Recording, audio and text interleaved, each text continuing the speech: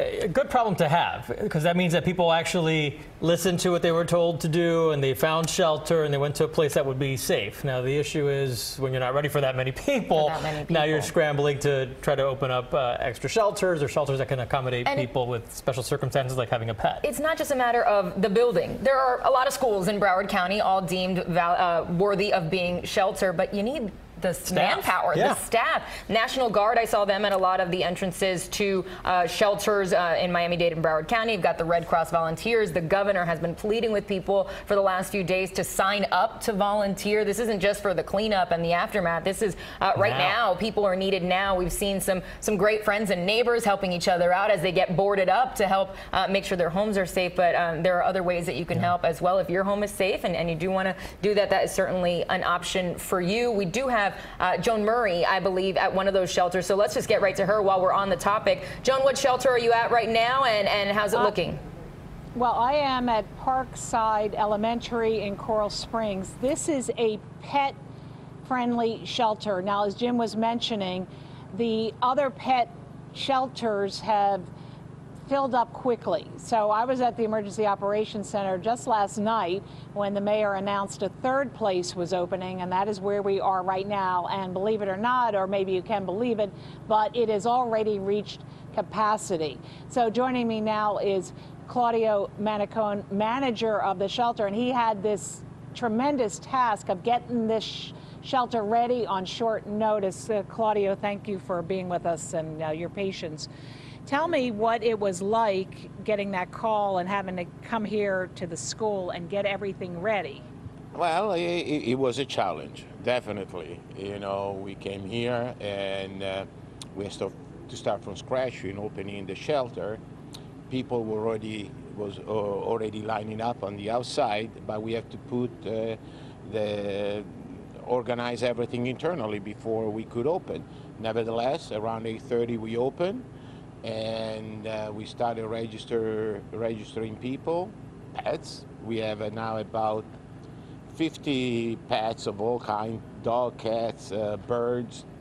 And we have about 450 people that otherwise they would have been left out. So, I mean, what was amazing is the cooperation that I got from the people that I found in here, not only the county employee, not only the support from county administration and the FESD department, but also and especially from the BSO. Broward Sheriff Office, a tremendous job, great cooperation. The emergency services, excellent, and also the school people, the two employees that were here from the school we found. I mean, it would not have happened without the help of everybody. When they say the Broward best was right here today. How fast did you fill up? We didn't stop. I mean, it was one after the other. We finished the full registration, or everybody was in line around 3 in the morning. So now we have a couple of people. They knock at the door. We are full. Really, there is not much room for anything or any pet. But no more room for any pets. No, I mean, we squeeze into two now. That little dog, the people with 2 little dogs that knock at the door, we squeeze them in. But really, for pets, we are at capacity. We have 10 more people, individual that came after we finished everything, all the registration. We were able to find a space for them, but right now we are full for either way, for people and for pets. We have no more room.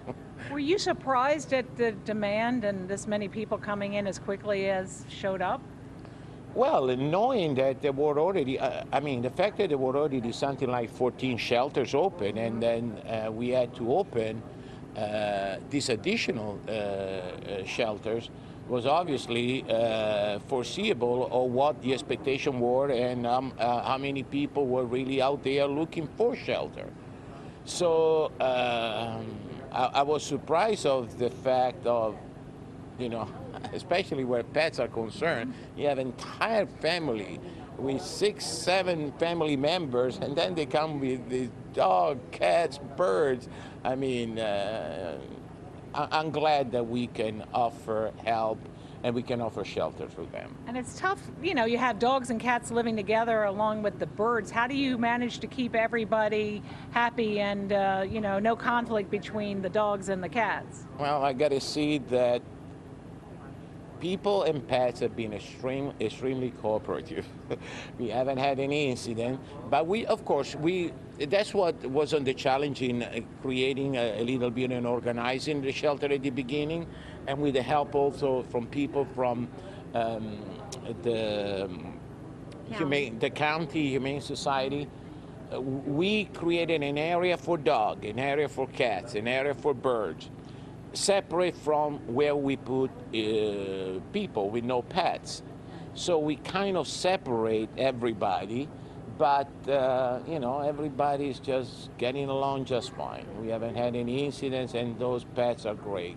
But also, we have to send the message, if you have a pet, you're going to have to find another shelter, and I know the county is working on that right now. Yeah, well, all I can say, we are full here. Yeah. We are pretty full. But then again, you know, if we are full and we were able to accommodate even above the capacity that we are on the shelter, it's only because of the cooperation of all these people. They've been magnificent. We wouldn't have done it without the help of everybody, and I'm surrounded by great people. Okay. Thank you, Claudio, very much. We're also going to call a pet owner over here, Juliet Rubio.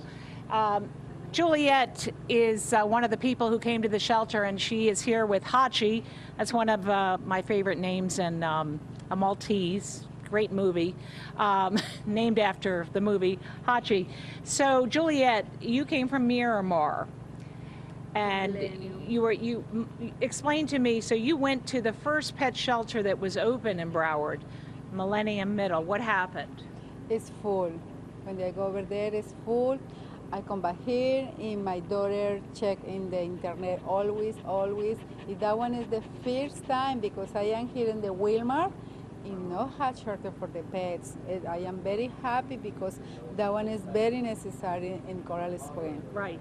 So you told me you went on the internet you started searching because you wanted to find a place you and Hachi could come to, as well as your 2 children, right? Yes, because my family is my 2 kids, my husband, and my dog. Of course. The dog is family. Yeah, my family always thinking my baby. Yes, good. It's very nice. It's not one hotel, the 5-star, but it's very nice and quiet. The people is very, very nice. How is Hachi dealing with the other dogs, and what is it like to be in this new environment? Everybody is in your home. Everybody is quiet. The dog is good dogs. When they could do a pee-pee, go outside, come back. But it's okay. It's very nice. And how are you dealing with leaving your home in Miramar, coming here to Coral Springs? Is your home safe? Do you feel okay leaving it? Yeah, but it's apartment, you know. When I listen, the Irma is 5. It's category 5. It's terrible because I am here in Wilmar. Wilmar is category 3. Right. It destroyed Coral Springs 12 years ago. He said, oh no, I'm not here for 5. Category 5 is terrible. Right. So you're just going to wait it out here in the shelter? No change, but no, I am here. Okay. All right, thank you very much, Juliet Rubio. And Hachi's just one of the many pet owners. So again, you heard it. Parkside Elementary is full. Unfortunately, if you have a pet still looking for a shelter, you're going to have to wait a little bit as Broward County officials figure out where to locate that next pet shelter. Again, they have room for maybe a couple more people here. As we've been here this morning, we've seen some people arrive and they are letting them in. They do not have pets. Another gentleman pulled up and had a pet, and unfortunately he was turned away. But again, during this storm, people just really don't want to be separated from their animals. And some people, you know, would rather just stay home with their animals if they can't find a shelter. But again, the county is working on finding an additional pet shelter. All right, Joan Murray live for us in Coral Springs. Joan, normally we'd have a whole host of questions for you just to see how people are coping with the situation there in the shelter, but we are just minutes away from getting that all-important 5 a.m. advisory, so we'll probably check back in. We got some housekeeping things we need to do.